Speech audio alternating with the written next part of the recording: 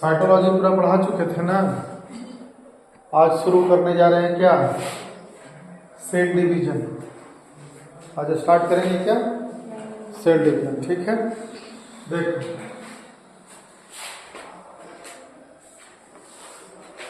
Cell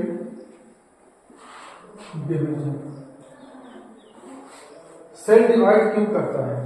सबसे पहले एक सवाल आता है कि सेल डिवाइड क्यों करता है, बताओ क्यों सेल डिवाइड करता है। ठीक है, मान लो सेल डिवाइड करने के पीछे रीजन क्या होता है कि मान लो कि कोई एक सेल है ऐसे, ठीक है।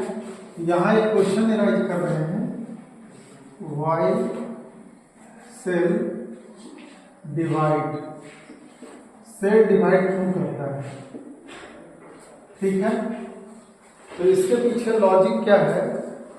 तो सबसे पहले मान लो कि कोई सेल बना है, तो ये सेल का क्या होगा, न्यूक्लियस।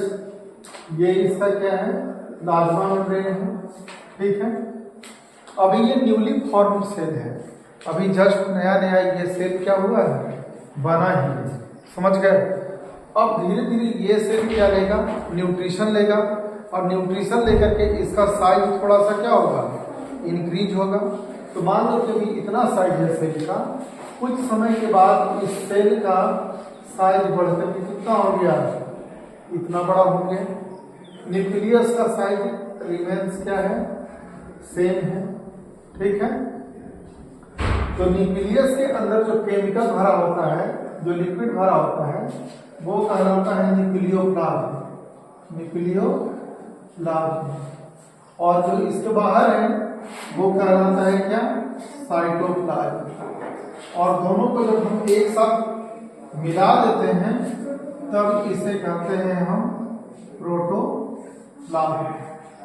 क्या कहते हैं इसको, प्रोटोप्लाज्म कहते हैं। ठीक है, अभी न्यूक्लियस जो है इस पूरे सेल पे कंट्रोल कर रहा है, समझ गए। जिस समय कोई सेल बनता है उस समय ये न्यूक्लियस पूरे सेल पे कंट्रोल करता रहता है, लेकिन जैसे ही सेल का साइज बढ़ा तब ये न्यूक्लियस का कंट्रोल पूरे सेल के ऊपर होना क्या हो जाता है, कम हो जाता है, समझ गए।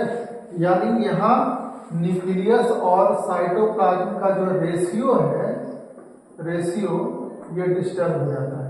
ये क्या हो जाता है, डिस्टर्ब हो जाता है। ठीक है, कहने का मतलब ये हुआ कि जैसे ही साइज बढ़ा वैसे ही न्यूक्लियस का कंट्रोल सेल के ऊपर क्या हो जाता है, समाप्त हो जाता है।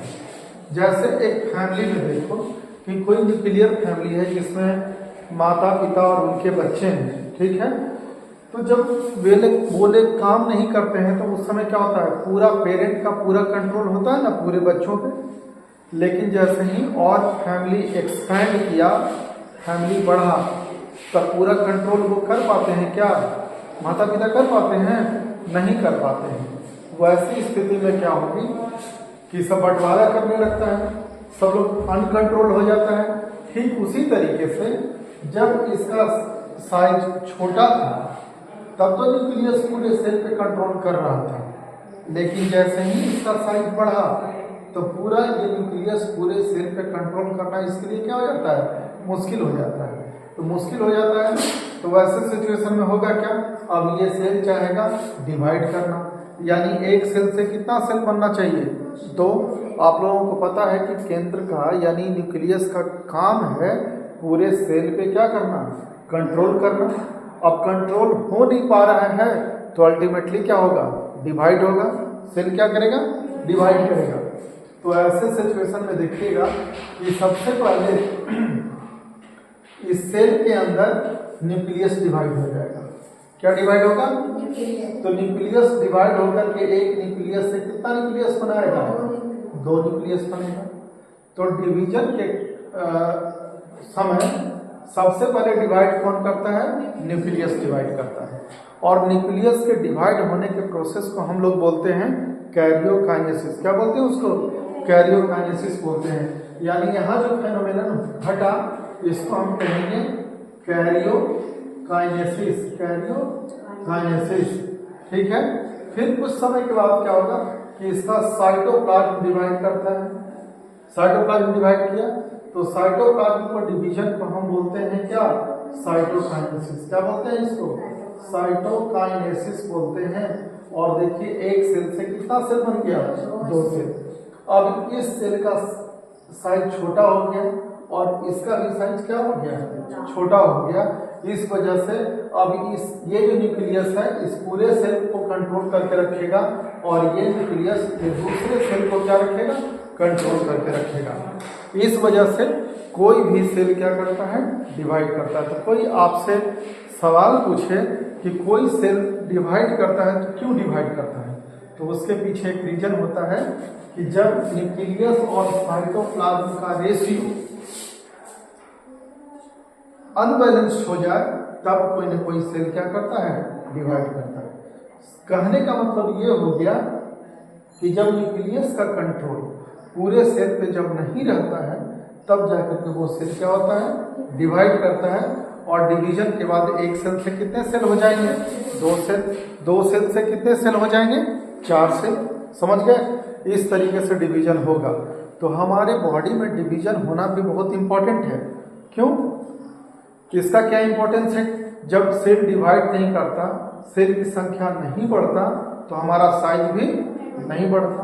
तो इस तरीके से आपसे जब कभी भी कोई सवाल पूछा जाए कि कोई सेल डिवाइड कब करता है, तब आप बताइएगा कि जब न्यूक्लियोप्लाज्म और साइटोप्लाज्म का रेशियो जब डिस्टर्ब होता है, या हम कह सकते हैं कि जब न्यूक्लियस का कंट्रोल पूरे सेल के ऊपर नहीं होता है तब सेल क्या कर जाता है, डिवाइड करता है। तो सेल डिवीजन आपका कितने तरीके का हुआ, 2 तरीके का। कौन कौन, सबसे पहले न्यूक्लियस डिवाइड हुआ। न्यूक्लियस डिवाइड हुआ तो इस वजह से कहा जाएगा कैरियोकाइनेसिस। और दूसरा साइटोप्लाज्म का डिवीजन हुआ तो वो कहलाएगा कौन, साइटोकाइनेसिस। इस चीज को आप लोग क्या कर लीजिए, नोट कर लीजिए। ठीक है।